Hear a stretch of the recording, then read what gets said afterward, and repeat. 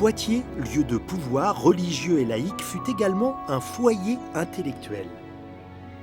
L'université, fondée en 1431, est l'une des plus anciennes de France. Elle comptait à la fin du Moyen-Âge 4000 étudiants, un chiffre considérable pour l'époque.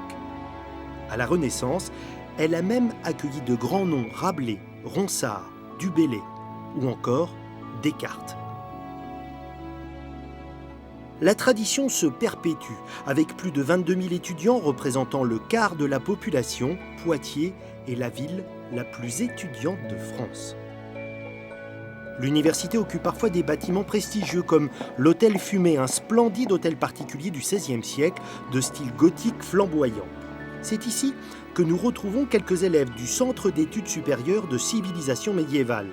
Créé en 1953, c'est l'une des écoles les plus prisées en Europe par les médiévistes. La preuve, ces jeunes gens viennent d'Italie, de Côte d'Ivoire, de Taïwan, d'Espagne, du Liban.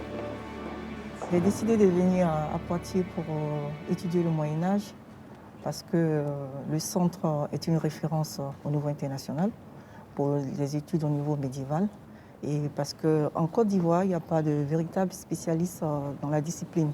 Dans toute la France, Poitiers est le centre le plus important, presque le seul, on peut dire. Donc si j'ai choisi de partir de Venise pour arriver à Poitiers, c'est parce que je savais que j'avais la possibilité vraiment de me spécialiser très très bien. Quand on arrive de Taïwan, c'est une ville qui surprend. Qu'est-ce qui t'a touché le plus en arrivant dans la ville ? Quand je suis devant l'église de Notre-Dame de la Grande, oui, c'est impressionnant et ça attire les yeux. Oui. Quand je vois la silhouette de Saint-Hilaire, c'est riche. Ouais. Ça te rend heureuse, visiblement. Oui.